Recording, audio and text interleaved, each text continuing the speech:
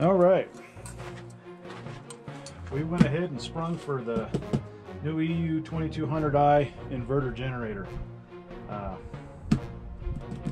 We have the older 3000 and it works great. It's nice and quiet, but it's so heavy. With half a tank of gas, it's like 161 pounds, and this one's only 46 pounds. Now there's a couple things. Our 3000 will run our AC unit on our trailer, which is awesome. This won't. But the next purchase we're going to make, we're trying to do like every 2 months, buy something. They have I think it's called an Easy Start, and you can put it on your AC unit on your trailer and hook it up and run it to shore power and turn it on like 5 times, and then it realizes how many watts it needs to start, and then you can actually run your AC unit with this 2200, which will be so great because if we like to boondock a lot, you know, just camp in the middle of nowhere, and right now with it being so hot, it's 140 degrees right now in the shade. AC is a must, but it takes me and my wife to pick that thing up and get it in the back of the truck. I can do it, but you know, what if I got sick or I wasn't feeling good or hurt my arm or something and we were out boondocking? There's no way she could get it in the back of the truck. So 46 pounds, you can pick this up. So anyways, let's get to it. We're gonna do an unboxing. This is all new to me. I did watch some videos, and I'm gonna actually read the instructions because I've seen some people doing wrong stuff, in my opinion. But what is that, you know? Okay, so we got the owner's manual, and we got cardboard to get out of the way. It's all in a bag here. See that? So now, oh, that's going to be hard to pull up at that high. It's just sitting down on the ground. Whoa.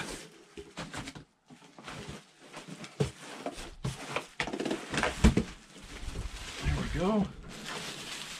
So much lighter. I mean, 46 pounds ain't light, but compared to 161 pounds, we're able to move this thing around, and my wife will be able to pick it up. You know, she'll be able to get 2 hands on there and muscle it into the truck. So, no oil, obviously, and no gas. So let's get this thing out of the way. It's good they put that in there because, you know, some people may go to Home Depot and get this and try to start it, and it's like, there's no oil in it, man. Some improvements I've seen a lot of people liking. Well, you know what? They say this is metal, not plastic, but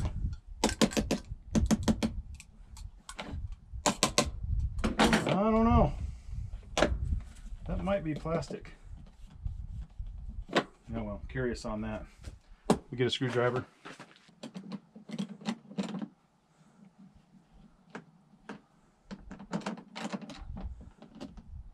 All right.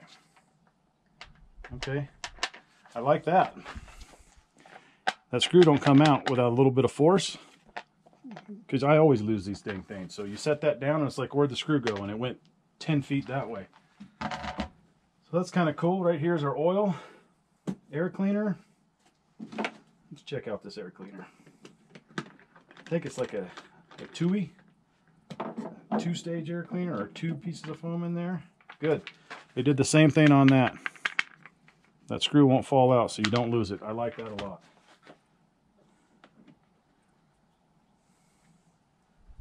Okay, you got the one, definitely oiled, like a K&N, so it's got oil on it. And then just that little guy there. Okay, so that's good.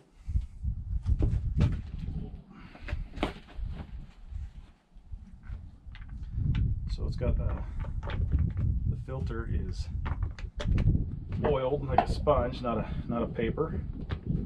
Okay, now I've seen a bunch of different ways people talking about oil. I watched one guy's video, I can't remember what it is, but he said break it in with cheap oil. So I went and got the Honda oil, and I got Power Care. I don't know if that's cheap or not. Sorry, Power Care, but This was like $8 and this was like $4. So I'm gonna break it in with the 1030. What I'm gonna do first is I'm gonna pause this video and I'm gonna do what every guy should do and doesn't do, and that's look at the manual. I'm not a big look at the manual type guy either, but you know what, this guy was a little expensive, $1,000, you know. Here's a little quick something. Went to Home Depot to get it. Sticker on the shelf, $9.99.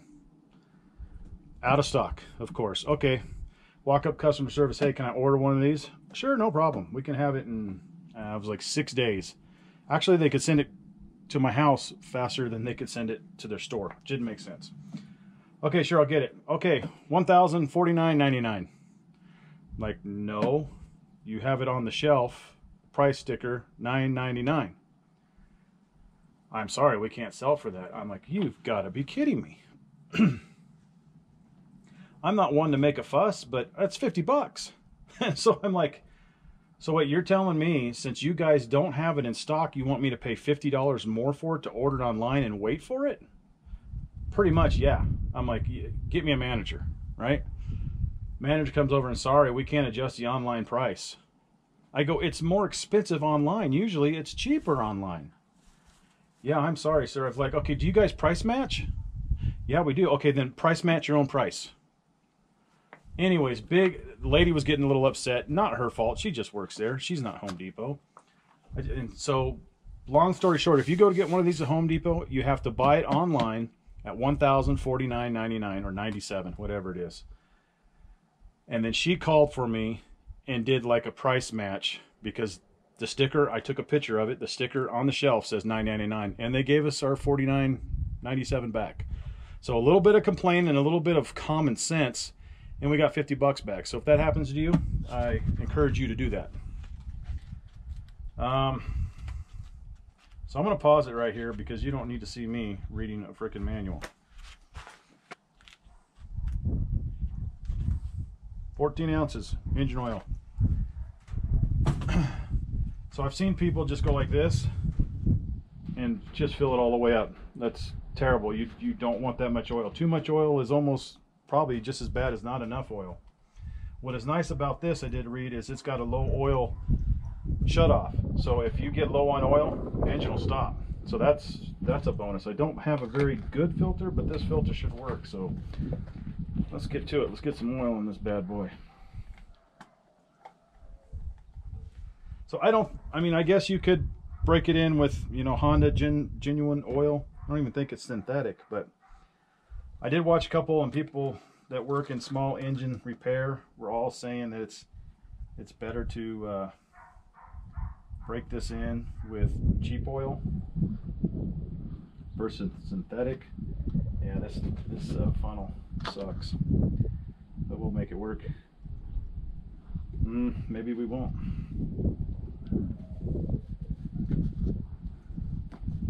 So I will be looking for a good funnel for this thing, because this little cheap funnel I have is not good. See, it's already running out. What a mess.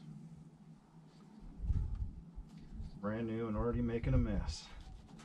Oh well, that's how you drain the oil too. It's got a little ledge type thing there. But boy, I think it works better if you do it like this. Yep. There's a little trick for you. Pour it out, instead of pouring it that way, pour it out the back, and it doesn't drip all over the bottle. You wouldn't think so. So how you know this thing is full is you want it right to the end of the threads. And you put the dipstick in, and you do not screw it in to check the level. So I know some small motors are like, screw it all the way in to check level, don't screw it in. This one is do not screw it all the way in. I think we're getting close.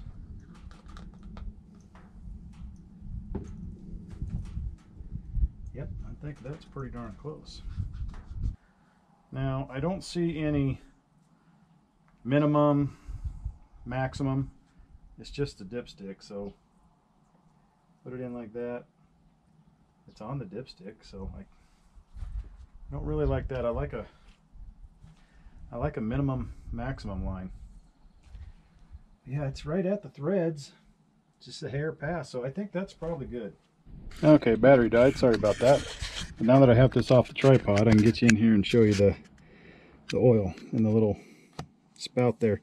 And you can see, I don't know if you can see right where the threads is, it's up to the threads, and that's what it shows. So my bench is pretty level ish. But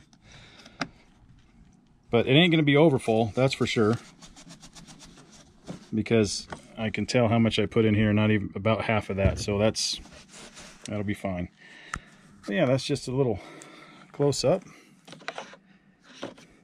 That's pretty cool little, I like that you can run it to right here and run all the gas out of this bowl right here. So when you're storing it, when you leave gas in this bowl right here, that's what gums up your jets, and if it's got a float in it, which it should, the floats will stick sometimes down, and the bowl won't fill up.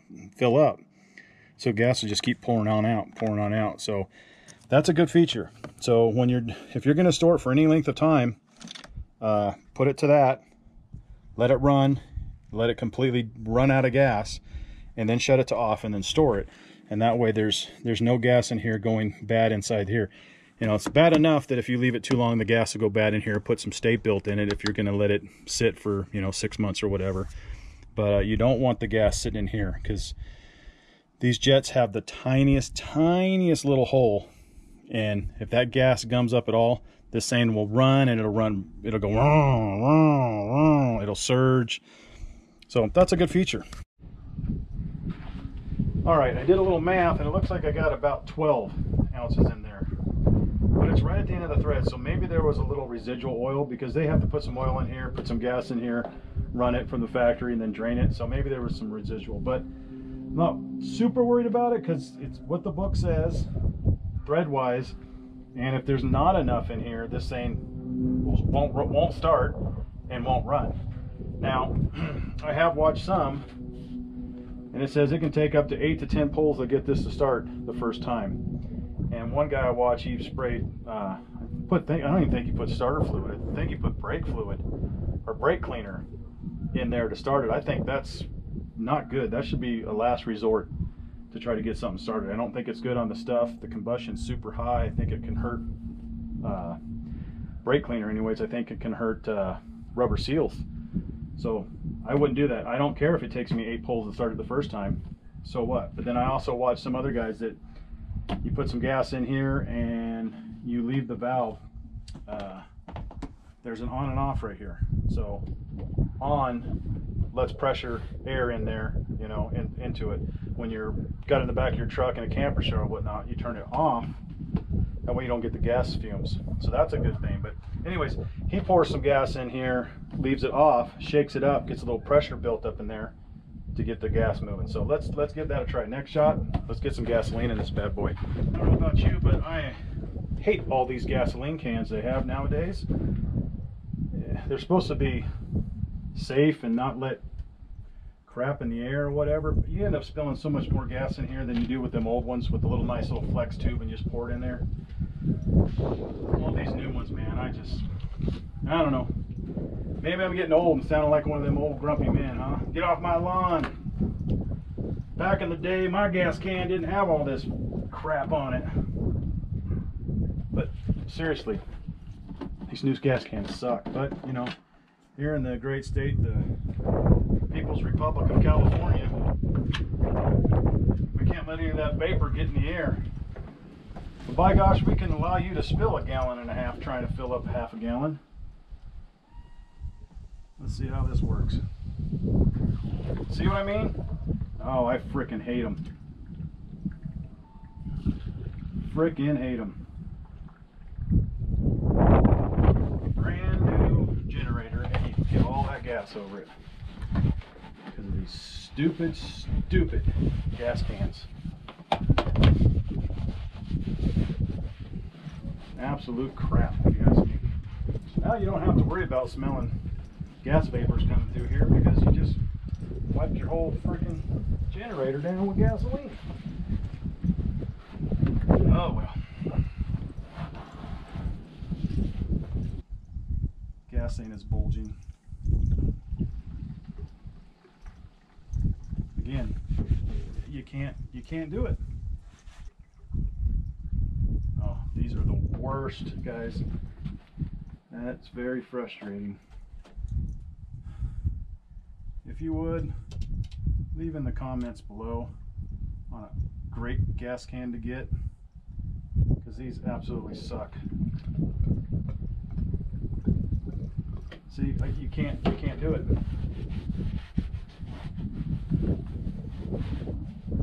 What a piece of beep! Amps. It takes 15 frickin' hands to even get it to pour. It's still running all over everything. Sorry, I'm getting frustrated here. It just should not be this hard to pour frickin' gas into a container, but you know what? Screw this one. I got another one that's probably even worse. Look at this monstrosity.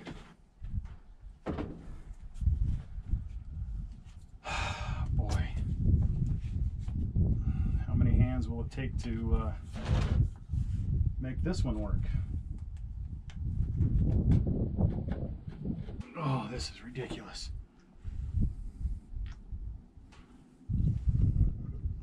Well, it's going. This one's better for sure. Still sucks though.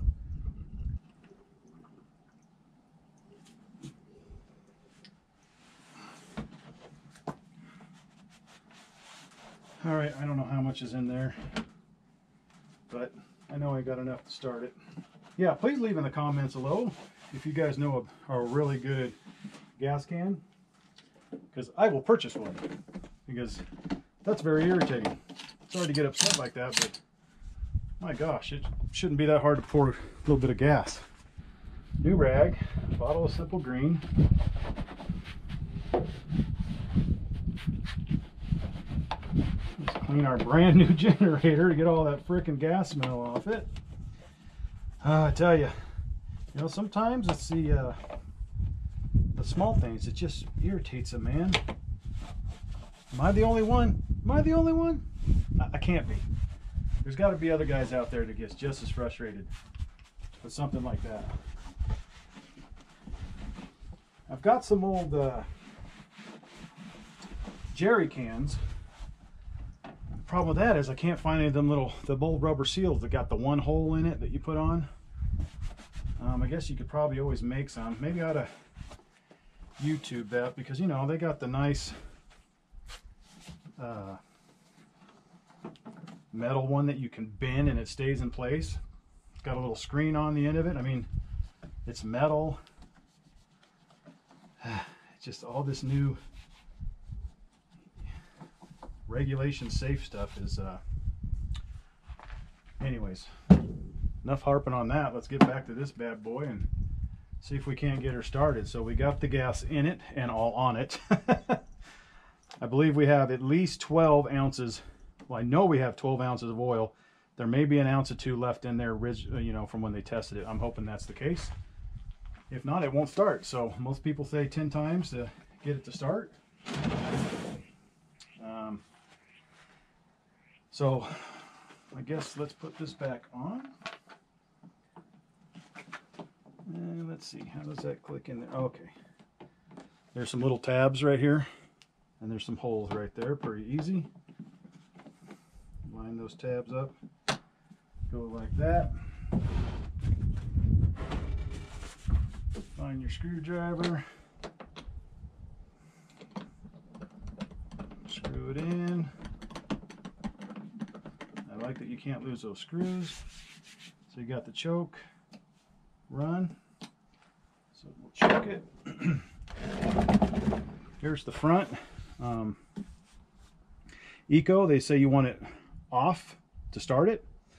It's got the oil alert, or it looks like a red light, overload alert, red light, output indicator, a green light.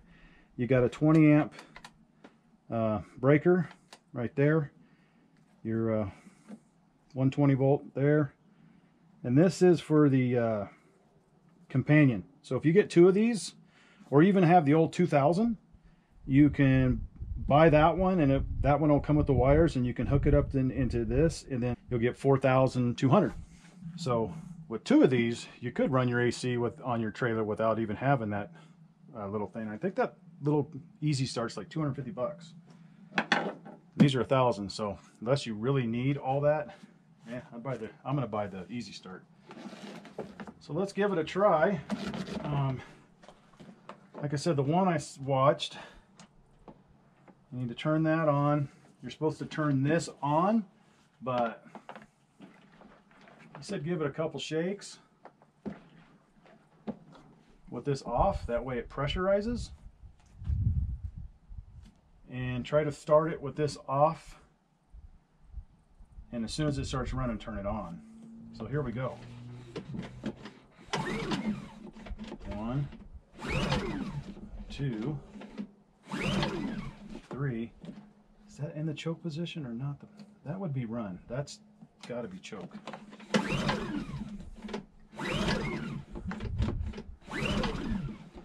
Okay, let's turn that on. We're on here, choke position. That's not working. Let's unchoke it so we don't flood it.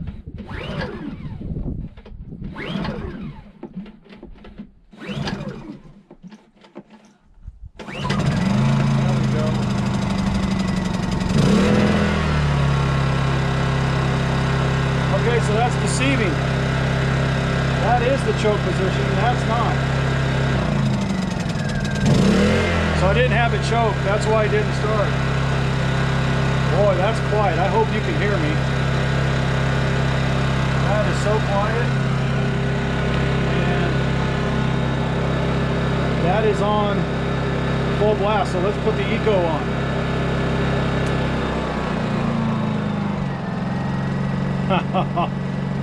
That is nice. Very nice. Let's see if it'll run a skill saw.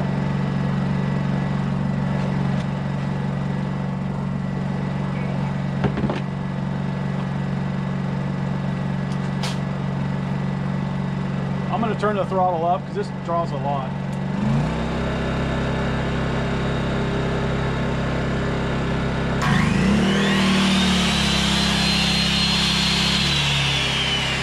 Very nice, very nice.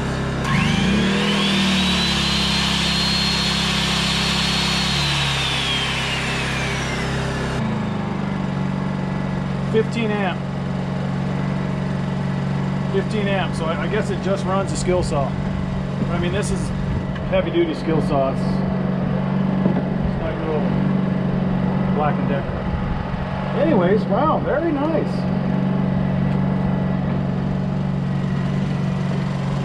Very nice.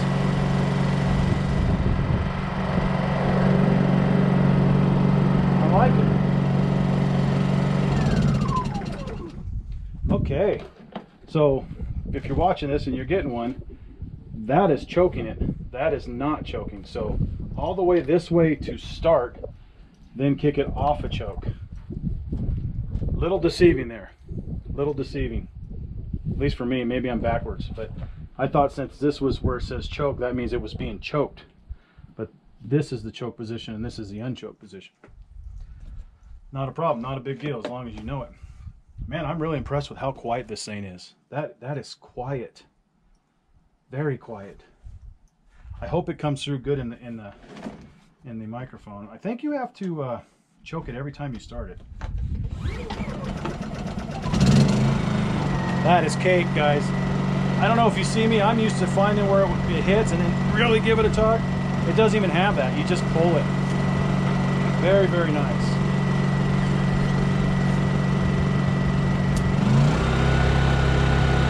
So that's full. That's as loud as it's going to get. That is awesome.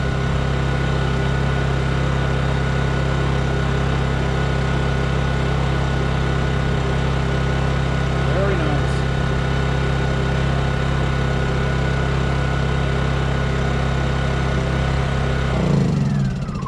All right, well, that does it. There is a spark plug area. I'll show you real quick right here. You pull that, and your spark plug's right in there. Now, what I'm going to do is go on Amazon. They sell a little thing that you wrap around this, like, I don't know, 6 or 7 times, and then you just drill a little hole through this and double side stick it right here, and it tells you how long the hour meter has been going. I wish they would put that on there. You would think for $1,000 they could add that little, I think it's $7, and make it custom, you know what I mean? So you don't, so it already has a drill hole through it and maybe a little grommet, so you know if it does sprinkle on it or something, the water's not just funneling in. But yeah, I'm gonna look for one of those, because they say to run it for 20 hours for the break-in oil and then change the oil. So, but anyways, so that's my little quick review setup. I showed you how to spill gasoline all over and get upset about it. I mean, that's always fun, right? But yeah, if you're thinking about getting one, we really like our 3000, except it's just so freaking heavy. So we went with this little guy, and I think we're going to like it a lot, especially if we can get this to run our AC in our trailer. That's just going to be perfect. And it's an inverter, which is nice. So you can run your laptops, you can charge your phones. It won't hurt it. It's got a sine wave that's, you know, I don't know all the technical, I guess regular generators have got dirty electric, where an inverter has clean. So in your computers and stuff like that really need a clean electricity. So anyways, yeah, please let me know in the comments if you guys know a good gas can to get, because as you can see, that's a little upsetting and you get frustrated. I like stuff to work and work the way it's supposed to, and those definitely do not. So anyways, right on. Hey, thanks for watching.